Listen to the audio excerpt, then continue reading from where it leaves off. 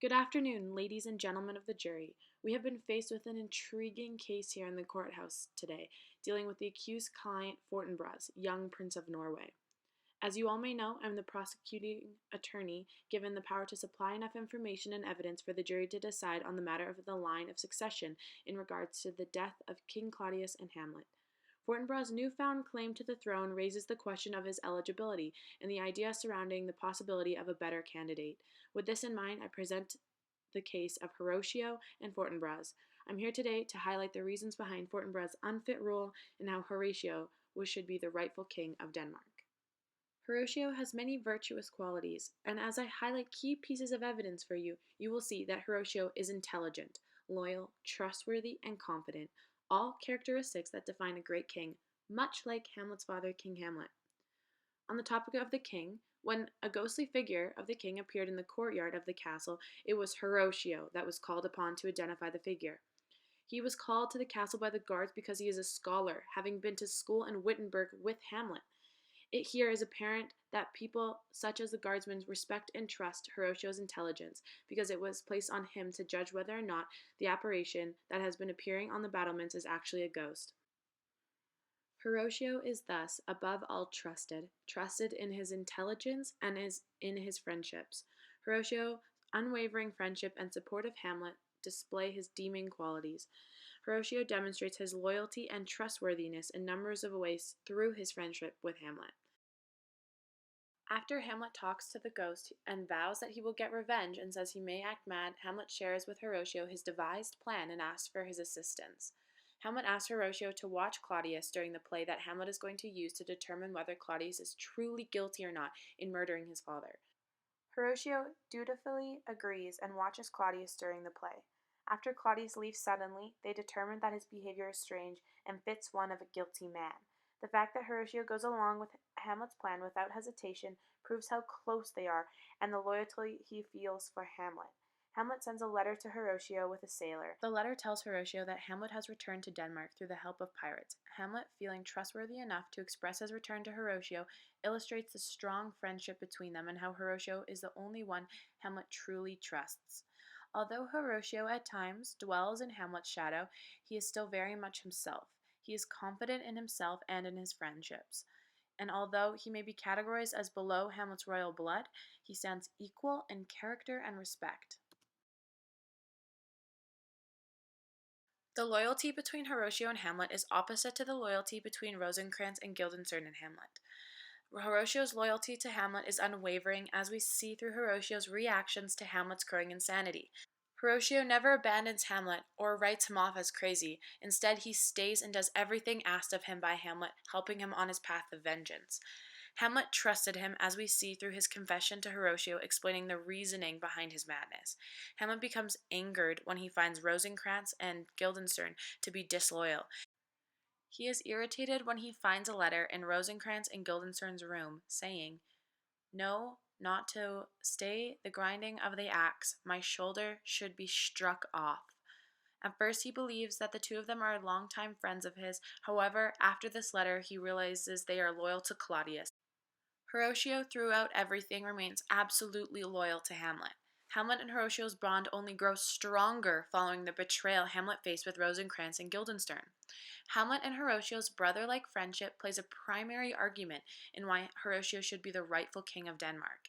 He was closer to the royal family than any other, and he would be the best person to uphold the values of the royal family. He played Hamlet's confidant, and he stayed with him through the death of his father, betrayal of his mother, and Hamlet's growing madness. Most obviously, Horatio is the only person that Hamlet trusts.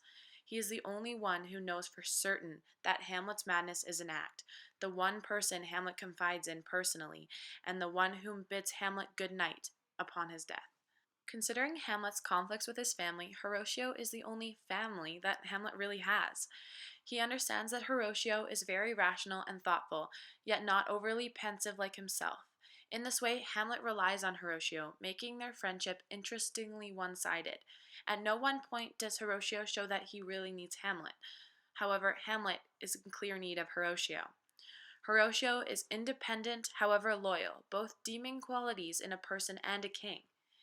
There are many ways to interpret the relationship between Hamlet and Horatio. However, it is clear that there is an absolutely deep, profound trust, kinship, and love between them. Hamlet's forever trust in Horatio and deep friendships acts as a primary argument in why Horatio should be acting king. He is the closest individual to the family. He's the closest person to Hamlet, thus the closest way to keep the line of succession in the family name, rather than appointing it to an immigrant from a neighboring country. And what is to stop the young Prince of Norway, whose father was killed by Hamlet's father, King Hamlet, to seek revenge on the country that his father's killer held so dear? What is to stop Fortinbras from avenging his father's honor by manipulating his way onto a throne he cares nothing for? Even King Claudius addresses the threat from Prince Fortinbras when he sends word to the sitting King of Norway, telling him to contain his nephew and impede his nephew's attack on Denmark. With the knowledge of Fortinbras' planned attack as expressed by King Claudius, it is easily assumed that when instructed to stop the attack, Fortinbras abided.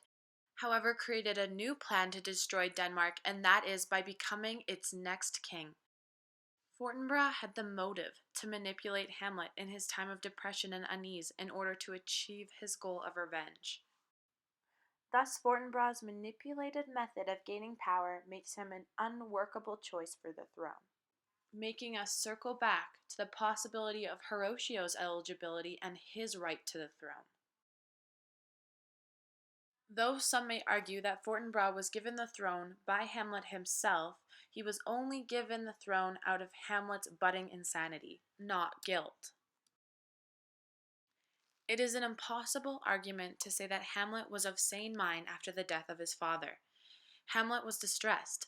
He even mentions the desire for flesh, to melt and dissolve into dew, as he registers his anguish over his father's death and his mother's remarriage to his uncle. Clearly, Hamlet's thoughts were borderline suicidal and can register for some mental and emotional instability. Someone with suicidal thoughts obviously doesn't value their own life, thus life itself.